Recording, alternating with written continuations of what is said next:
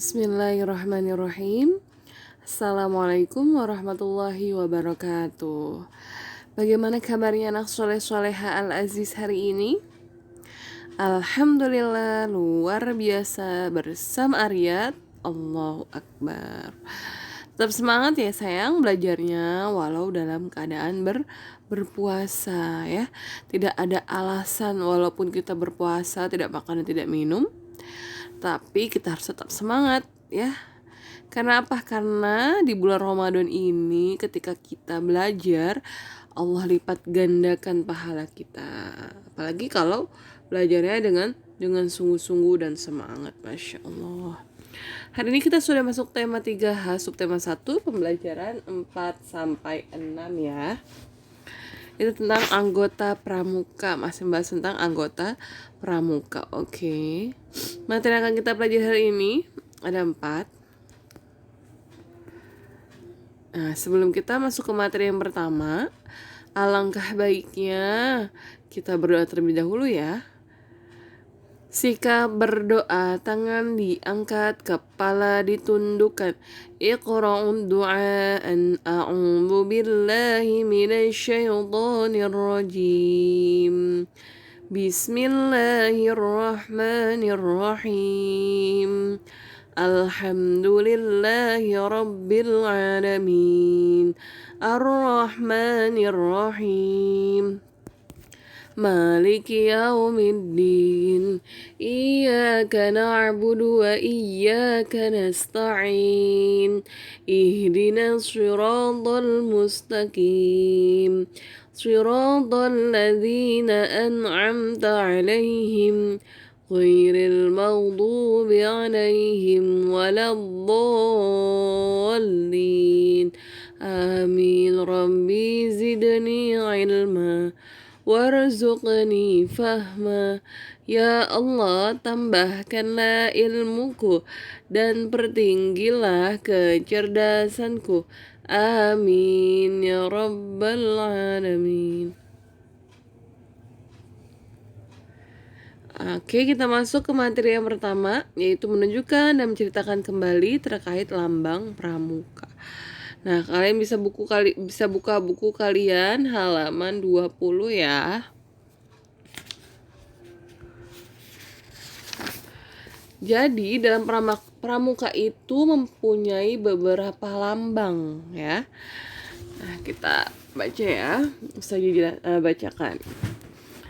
Sudahkah kamu memahami arti bagian Garuda Pancasila sebagai lambang negara Indonesia? Nah, kalau lambang negara kita kan Garuda Pancasila ya. Selain lambang negara, kita mengenal lambang lain. Contohnya lambang-lambang yang terdapat pada pramuka. Dalam pramuka, siaga terdapat 3 tingkat kecakapan umum TKU, antara lain siaga mula, siaga bantu, dan siaga tata. Nah, sekarang kita amati 3 gambar ini. Siaga mula, siaga bantu, dan siaga tata ya. Setiap anggota pramuka siaga yang sudah menyelesaikan syarat kecakapan umum dapat mengenakan lambang tersebut pada seragam pramuka. Lambang tersebut dipasang di lengan sebelah kiri. Tingkatan kecakapan umum untuk pramuka siaga berwarna hijau berbentuk jajar genjang. Di dalamnya terdapat bunga pohon kelapa yang baru tumbuh. Hal tersebut melambangkan pramuka siaga yang sedang tumbuh menjadi tunas bangsa. Selain lambang TKU, dalam seragam pramuka terdapat lambang kelompok yang disebut barung. Setiap barung beranggotakan 5-10 anggota pramuka siaga. Lambang barung berbentuk segitiga berwarna-warni.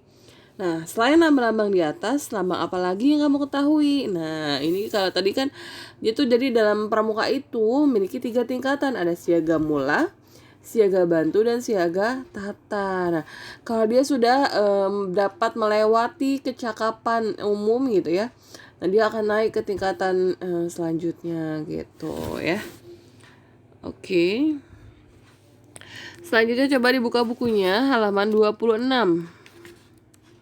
Nah, di sini juga ada lagi nih lambang-lambangnya ya. Kita perhatikan gambar 2 ini. Tanda pelantikan untuk pramuka, putra dan putri berbentuknya berbeda ya. Walaupun logonya sama, tapi bentuknya berbeda. Lambang manakah yang memiliki sudut? Apa jenis sudut tersebut? Nah, ini juga membahas tentang sudut ya. Sudah kita pelajari ya sayang ya. Oke. Perhatikan bentuk warna lambang pada tanda pelantikan pramuka berikut. Nah, di sini padi coba kita lihat dari sini dulu. Oke. Di sini melambangkan yang ada gelombang itu yang seperti bunga. Itu adalah kesuburan, yaitu padi sebagai pangan dan kapas sebagai sandang. Jadi kalau kesuburan yaitu yang ada seperti bunga itu adalah kesuburan. Artinya apa? Padi sebagai pangan dan kapas sebagai sandang. Selanjutnya tunas. Tunas kelapa lambang gerakan pramuka. Selanjutnya 5 titik melambangkan Pancasila. Sama di putra dan putri sama ya, lambangnya sama, tetapi hanya bentuknya saja yang berbeda. Warna coklat pada gambar tersebut melambangkan warna tanah sebagai sumber kehidupan. Jadi alasan kenapa sih kok lambang pramuka itu coklat gitu ya? Karena melambangkan warna tanah sebagai sumber kehidupan ya. Warna kuning melambangkan kekuatan dan keagungan. Nah, kenapa sih kok logonya itu ya berwarna kuning gitu ya? Kenapa nggak warna lain aja gitu? Jadi ada makna yang tersirat dari warna tersebut. Warna kuning itu melambangkan kekuatan dan keagungan. Selain lambang, tanda pelantikan dalam pramuka terdapat bermacam-macam lambang. Nah, selanjutnya di halaman 27 ya. Lambang yang terdapat pada seragam pramuka antara lain sebagai berikut. Ada tanda pandu dunia, ada tanda tutup kepala, pemimpin barung utama, pemimpin barung, wakil pemimpin barung. Jadi setiap anggota itu ketika dia memiliki jabatan maka dia mempunyai lambang atau tanda yang berbeda-beda ya, sesuai tingkatannya. Selanjutnya apa lagi? Ini di bawahnya ada kalau di pramuka pasti ada ini ya, di sebelah kiri kita. Ini peta wilayah lokasi, terus apa lagi? Nomor gugus depan, terus backnya itu lenca daerah, bentuknya berbeda-beda sesuai provinsi. Ini di kanan atau di kiri ya? Kalau yang tadi kan di kiri ya, ini kayak di kanan deh. Iya di kanan ini adanya ya. Perhatikan kembali lambang-lambang pada seragam pramuka di atas. Warna yang berbeda dapat melambangkan hal yang berbeda-beda ya. Misalnya warna-warna yang terdapat pada lambang Garuda Pancasila ya. Jadi ketika warnanya berbeda, dia juga pasti memiliki makna yang berbeda juga gitu ya sayang ya. Oke lanjut nih, ada tambahan dari materinya tentang lambang pramuka internasional. Kalau tadi ini kita sudah bahas ya, lambang pramuka internasional. Pramuka merupakan singkatan dari Praja Muda Karana. Pramuka memiliki 2 lambang, yaitu lambang pramuka Indonesia dan internasional. Lambang pramuka internasional dikenal dengan lambang Pandu Dunia atau WOSM, World Organization Scout of Movement, atau organisasi kepanduan dunia ya. WOSM didirikan pada tahun 1922.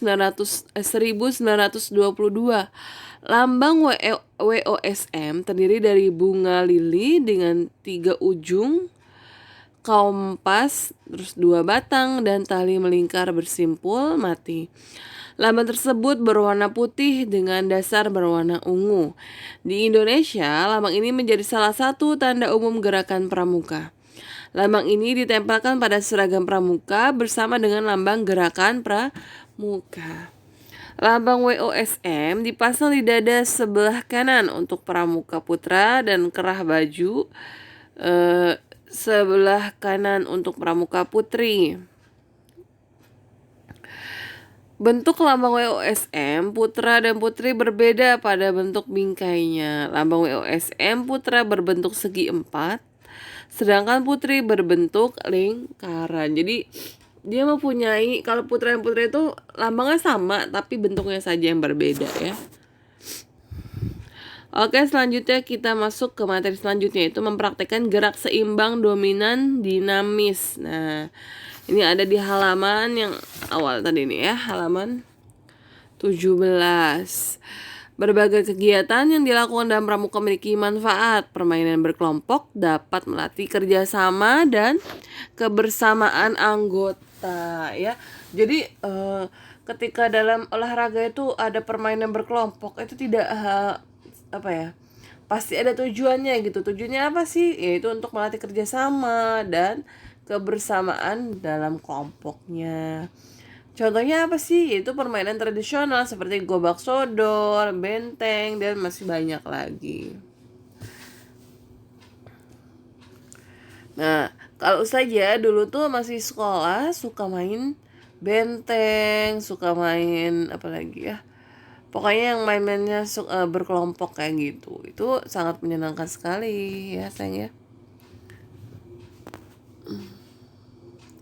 Di sini apa sih? Pertama dia buat kelompok ya, terdiri dari 6 laki-laki dan 6 perempuan. Terus apa lagi? Buatlah lingkaran dalam kelompok dengan saling bergandengan tangan seperti yang digambar ini ya. Angkat satu kaki secara bersamaan sesuai aba-aba guru. Nah, diangkat. Ketika guru memberi aba-aba, angkat kaki kanan. Semua siswa mengangkat kaki kanan, sementara ke kiri sebagai tumpuan. Wah, selanjutnya apa lagi nih? Saat guru memberi aba-aba pesawat terbang, siswa seperti pesawat terbang sambil tangan tetap bergandengan tangan. Nah, kalau kita dalam kelompok ini tidak kompak, maka pasti akan terjatuh ya. Tapi kalau kita kompak pasti akan kokoh. Pemenangnya adalah kelompok yang paling lama bertahan dengan posisi sesuai aba-aba. Nah, ini ya untuk melatih kerjasama dan kekompakan. Oke, selanjutnya kita membahas tentang jenis-jenis sudut ya. Kemarin sudah membahas tentang sudutnya. Nah, sekarang sudah masuk jenisnya. Ada apa aja sih jenisnya?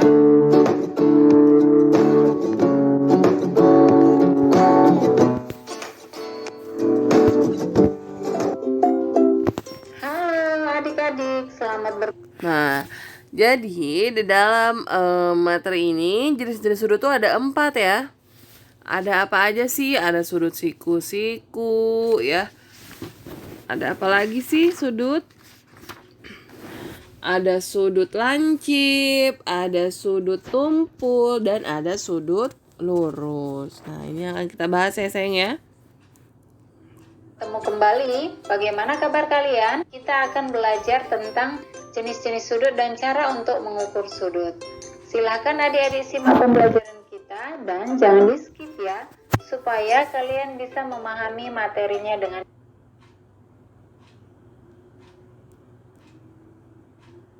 Nah, kemarin kita sudah membahas tentang sudut itu apa sih? Jadi sudut itu terbentuk dari 2 garis yang lurus bertemu pada satu titik. Nah ya, besar sudut dinyatakan dalam satuan derajat. Nah, jadi dikatakan sudut ketika 2 garis lurus itu bertemu pada satu titik, atau ketika salah satu garisnya tidak lurus, maka dia tidak dapat dikatakan sudut. Jadi kedua garis tersebut harus lurus dan bertemu pada satu titik. Oke. Nah, kalau sudut ini dia tuh dilambangkan dengan derajat ya. Nah, di sini dilihat ya. Di sini ada nama sudut. Nama sudutnya itu apa sih? Yaitu KLM atau MLK ya. Bisa dari bawah, bisa dari atas. Oke.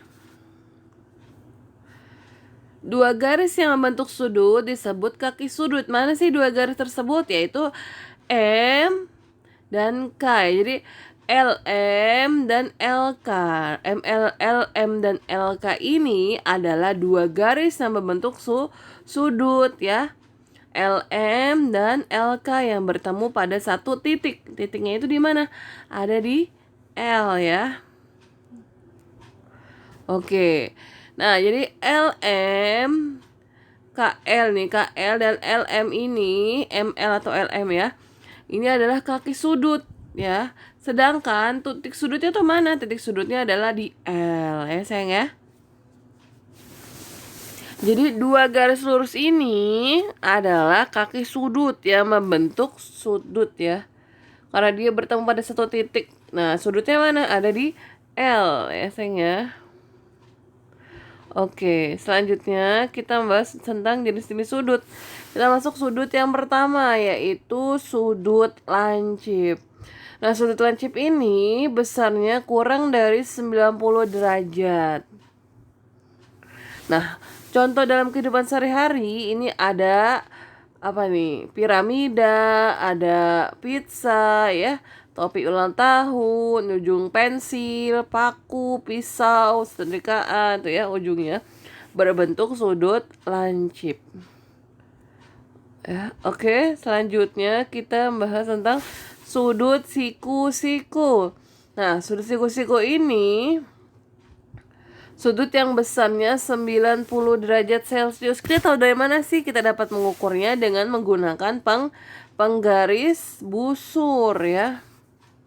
Nah, dalam kehidupan sehari-hari itu kita bisa lihat sudut siku-siku itu ada pada bingkai, televisi, ada pada jendela, uang, pintu, dan lemari. Oke, selanjutnya sudut tumpul. Yang ketiga sudut tumpul. Nah, sudut tumpul ini besarnya lebih dari 90%. Nah, itu kisarannya 90 derajat, 90 derajat ya. Dan 180 derajat. Nah, kita bisa lihat ini sudut tumpul ini pada atap rumah ya. Nah, atap rumah ini berbentuk sudut tumpul. Oke, selanjutnya cara mengukur sudut. Alat yang digunakan untuk mengukur sudut adalah busur derajat. Nah, di sini ada ketentuannya ya, bisa kalian catat ya sayang ya. Garis alas ini pada ini garis alas yang paling agak dalam itu ya, bukan yang paling pinggir banget. Disebut dengan garis alas busur. Sedangkan garis tengah pada busur ini disebut dengan titik pusat busur. Selanjutnya, 0 pada busur ini disebut skala dalam 0 derajat. Ini skala dalam, sedangkan skala luar juga ada ya di sini sebelah kirinya. Sebelah kanan dalam, sebelah kiri luar. Nah, kalian bisa mengukur pakai skala yang dalam ataupun skala yang ada di luar, skala nolnya ya. Cara mengukur sudut dengan busur. Yang pertama, letakkan titik pusat busur pada titik sudut. Pastikan salah satu kaki sudut berimpit dengan tampilkan saja videonya ya. Sudut berimpit dengan garis alas busur atau pada 0 derajat. Selanjutnya, perhatikan angka yang berimpit pada busur derajat tersebut. Sekarang kita praktekkan saja ya. Adik-adik bisa perhatikan di sini sudah ada gambar sebuah sudut, yaitu sudut KLM. Caranya berarti titik sudut ini, titik sudutnya kita letakkan berimpit pada titik pusat busur. Nah, perhatikan ini sudah ya, sudah berada pada titik pusat busur tersebut. Kemudian perhatikan salah satu kakinya. Salah satu kakinya harus berada pada 0 derajat. Boleh di 0 derajat bagian dalam ataupun 0 derajat di bagian luar, terserah adik-adik. Jika sudah, maka sekarang kita perhatikan kaki sudut yang kedua berada di angka berapa. Nah, ini angkanya berada di antara 40 dan 50. Di sini di tengah-tengah berarti ini 5. Maka ini 45. Sudut tersebut besarnya adalah 45 derajat. Kita masuk ke contoh lain. Perhatikan ini sudutnya. Perlahan-lahan kita letakkan titik sudut ini pada titik pusat busur. Nah, perlahan-lahan sudah. Sekarang kakinya salah satunya berada di 0 derajat. Jika sudah, sekarang kita tinggal perhatikan kaki yang lain, menunjukkan angka berapa. Nah, untuk ini, sudut ini, kakinya yang satu berada pada 100 derajat, maka besar sudut ini adalah 100 derajat. Nah, demikianlah adik-adik pembelajaran kita kali ini tentang jenis-jenis sudut. Nah, seperti itu ya sayang, cara menghitung besar sudut menggunakan busur. Oke, materi selanjutnya itu menjelaskan arti semboyan dan warna pada lambang negara Garuda Pancasila. Amatilah gambar Garuda Pancasila, banyak bulu pada sayap. Ujung ekor, pangkal ekor, dan leher menunjukkan tanggal, bulan, dan tahun kemerdekaan negara Kesatuan Republik Indonesia. Bulu sayap ada 17 helai yang menggambarkan tanggal kemerdekaan Indonesia.